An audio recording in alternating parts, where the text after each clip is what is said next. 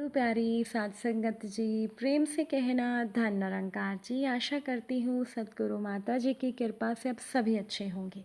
आज मैं आप सभी के लिए एक नई साखी लेकर आई हूँ। साध संगत जी, अगर किसी घर परिवार में एक ऐसी महिला हो जो कि एक सास हो और वो अपने परिवार में सबको समान भाव से देखती हो, हर किसी के बारे में सोचती हो, चाहे वो उनकी बहू ही क्यों ना हो, तो ऐसे घर में कभी भी बहू के साथ कुछ गलत तो हो ही नहीं सकता। आज की साखी ऐसे ही एक महिला पर आधारित है। चलिए सुनते हैं आज की ये साखी। साध संगत जी, नई नवेली दुल्हन कमला आंगन में बैठकर टमाटर और पुदीने की चटनी बना रही थी। तभी कमला की सास आशा जी उसे मिर्च देकर कहने लगी, बहू चटनी में मिर्च भी डाल देना। कमला खुशी खुशी चटनी बना रही थी। उसे बड़ा अच्छा लगता था कि उसकी सास हमेशा काम में उसकी मदद करती थी। तभी अंदर से कमला की दादी सास विमला जी हाथ में पंखा लिए हुए कमरे से निकलकर बाहर आई। कहने लगी, बहू ज़रा ये पंखा तो कर दो, मुझे बहुत गर्मी लग रही है और वैसे भी लाइट को अभी जाना था। आशा जी अपनी सास के पास आकर खड़ी हो गई और उन्हें पंखे से हवा करने लगी। कमला की दादी सास विमला जी आराम से बैठी हुई थीं और वो अपनी पोते बहू कमला को गुस्से में देखते हुए बोली, अरे बहू जल्दी से हाथ चलाओ, तुम कब चटनी बनाओगी और कब समोसे बनाओगी। कमला जल्दी से हाथ चलाते हुए बोली, बस माँ जी, थोड़ी देर में गर्मा गर्म समोसे आपके सामने होंगे। विमला जी कहने लगी, बहू मेरे लिए तो अच्छे से समोसे बना देना, मुझे तो समोसे बहुत पसंद हैं। तुम लोग आजकल ना जाने क्या क्या खाते हो, लेकिन मुझे तो समोसे ही पसंद आते हैं। अब गोभी खाने से तो मुझे गैस हो जाती है, तो मुझे तो आलू के समोसे ही चाहिए। अभी वो लोग आंगन में बैठकर बात ही कर रहे थे कि तभी विमला जी की बेटी यानी कि कमला की बुआ सास निर्मला जी बाहर रिक्शे से उतरी। अचानक से बेटी को घर आया हुआ देखकर विमला जी तो एकदम घबरा गई, क्योंकि उनकी बेटे बिना बताए कभी आती नहीं थी। तुरंत ही विमला जी के पैरों में फुर्ती आ गई। वो भाग कर दरवाजे तक पहुंची।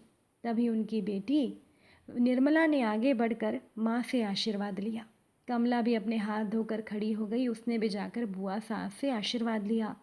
तो बुआ सास ने उसे आशीर्वाद देते हुए कहा, बहू शादी के बाद तुम कितनी कमज़ोर हो गई हो और तुम्हारा रंग रूप भी साफ नहीं रहा। शादी के समय तो मेकअप की वजह से तुम बहुत सुंदर लग रही थी। तुम्हारे परिवार ने झूठ बोलकर ये शादी करवाई है। कमला हैरान हो गई कि तभी आशा जी ने बात को संभालते हुए कहा, अरे दीदी आप अंदर आइए, और हवा पानी बदलने से इंसान का रंग तो बदल ही जाता है। वैसे भी कमला का रंग खराब तो बिल्कुल नहीं हुआ है और मेरी बहू में बहुत गुण हैं।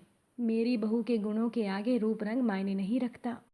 अब कमला की बुआ सास निर्मला जी ने अपनी भाभी आशा को ऊपर से नीचे तक देखते हुए कहा, भाभी नई बहू के आते ही तुम भी बोलने लग गई हो। ये मत समझना कि सास बन जाओगी तो मुझसे बड़ी हो जाओगी, उम्र और रिश्ते में मुझसे छोटी ही रहोगी।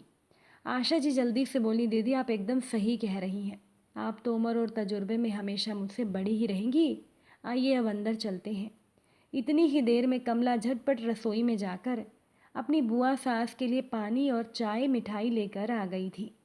अब निर्मला जी ने मिठाई मुंह में डालते हुए कहा, और बताओ राघव और कमल खेत पर गए हैं क्या।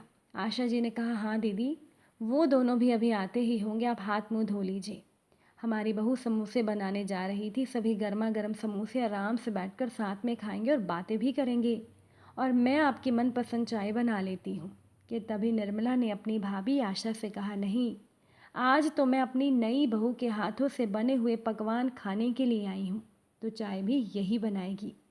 आप तो हमेशा फ़ोन पर तारीफ़ करती थी, तो फ़ोन पर सुन सुनकर मुझे भी तुम्हारी बहू के हाथों के पकवान खाने की इच्छा जाग गई, इसीलिए तो बिना बताए आ गई। ये कहकर निर्मला जी ने अपनी नई नवेली बहू कमला को गुस्से में देखा। दूसरी तरफ आशा जी भी अपनी बहू कमला को देख रही थी। तो कमला ने आंखों ही आंखों में अपनी सास को इशारा करके कहा, चिंता मत करिए, मैं सब संभाल लूँगी। चटनी तो बन ही चुकी थी। कमला रसोई में गई, उसने चाय का पानी चढ़ाया और जल्दी से वो समोसे बनाने की तैयारी करने लगी। जैसे ही वो समोसे बनाने वाली थी तो उसने देखा कि घर में आलू बिल्कुल नहीं थे। अब कमला परेशान हो गई, उसे समझ नहीं आया कि वो क्या करे। तो घर में जो भी सब्जी पड़ी थी, कमला ने सोचा कि मैं पनीर के साथ किसी और सब्जी को डालकर समोसे तैयार कर दूंगी।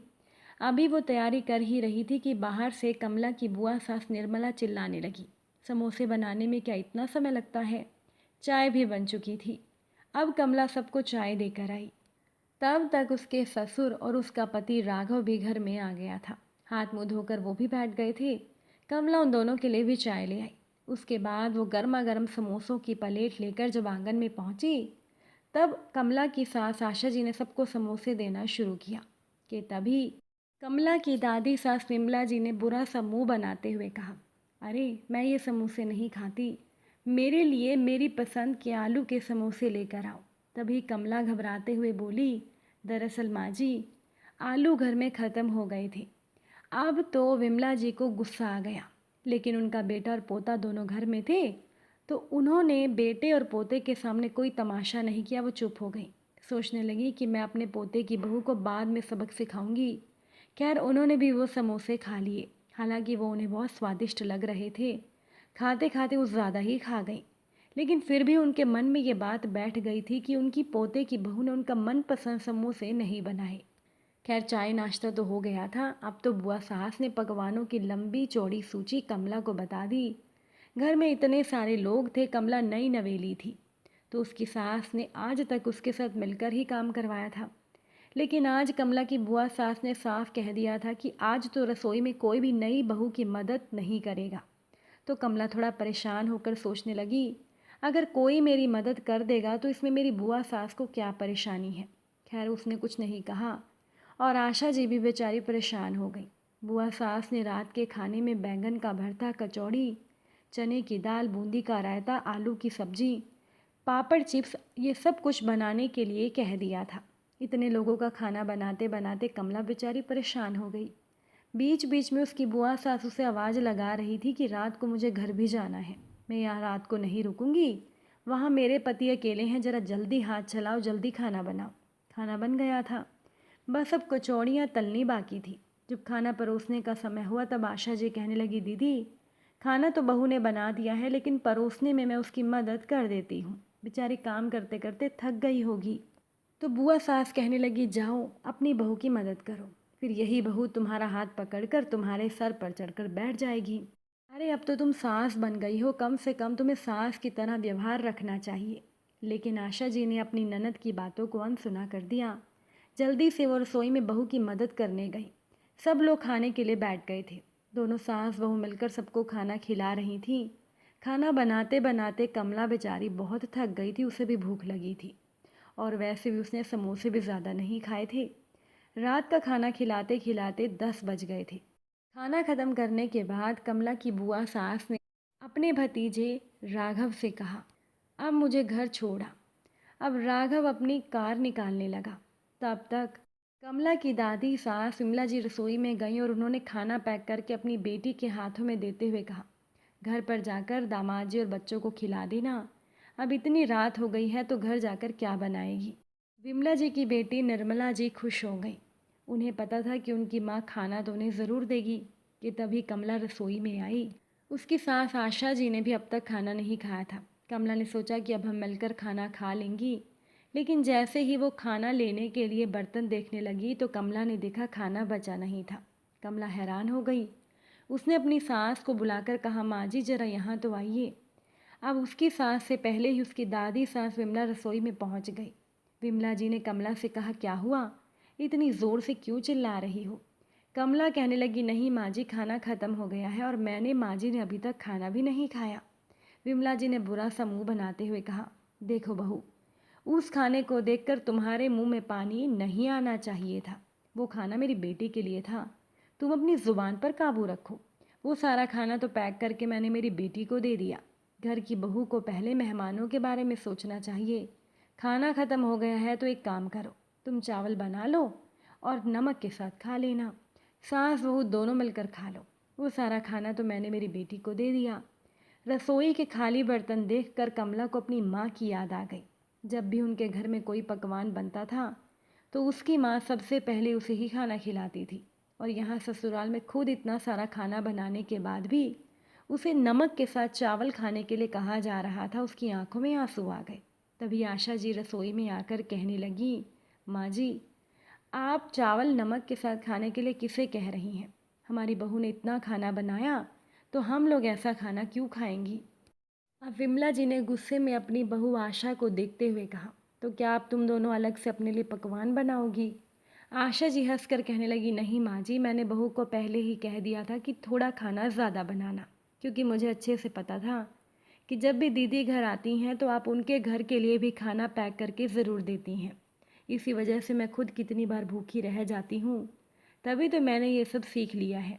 और वैसे भी खाना हमारे लिए बहुत था, दीदी को खाना देने के बाद भी हमारे लिए खाना बचा हुआ है। विमला जी कहने लगी, बर्तनों से तो सारा खाना निकाल कर मैंने मेरी बेटी को दे दिया, तो तुम्हारे लिए खाना कहाँ है? तो आशा जी हंसते हुए बोली, माँ जी, मैंने अपने और अपनी बहू के लिए खाना अलग से निकाल कर रख लिया था, ताकि हमें खाना कम ना पड़ जाए। और देखिए, खाना किसी को भी कम नहीं पड़ा है। आपका जितना मन किया आपने अपनी बेटी को खाना दे दिया ना, और हमारे लिए भी खाना बच गया है। आप चिंता ना करें, आप आराम से जाकर सो जाइए और हम भी खाना खाकर रसोई का काम संभाल लेंगी। सास की समझदारी देखकर कमला का मन तो खुशी से झूम उठा। आज उसकी सास आशा ने उसे गृहस्थी की एक और नई सीख दे दी थी कि घर में सभी को पर्याप्त खाना खिलाओ पिलाओ, कोई परेशानी नहीं है, लेकिन अपने हिस्से का खाना भी रखना ज़रूरी होता है। विमला जी बुरा समूह बनाते हुए वहाँ से चली गई, और इसके बाद दोनों सास बहू कमला और आशा जी बैठकर पकवानों का मज़ा लेते हुए खाना खाने लगी। कमला बहुत खुश हुई कि उसकी सास कितनी समझदार है, जो उन्होंने पहले से ही अपने और अपनी बहू के भूख के बारे में सोचा। वरना कमला की दादी सास ने तो अपना और अपने घर के आदमियों का पेट भरने के बाद बस अपनी बेटी और उसके परिवार के पेट भरने के बारे में ही सोचा था। विमला जी ने अपनी बहुओं के बारे में तो सोचा ही नहीं था, ना ही अपनी बहू आशा जी के बारे में सोचा और ना ही अपने पोते की बहू कमला के बारे में सोचा। लेकिन साथ संगत जी, जिस घर में आशा जी जैसी महिला होती है, जो अपने परिवार में सबको समान भाव से देखती है, सभी के बारे में सोचती है, तो उस घर में कोई भी बहू भूखे पेट नहीं सो सकती। अगर आज की ये साखी आपको अच्छी लगी हो, वीडियो को लाइक शेयर ज़रूर कर दीजिएगा। आप सभी से फिर मुलाकात होगी नई साखी नए विचारों के साथ। साथ संगत जी, प्यार से कहना, धन निरंकार जी।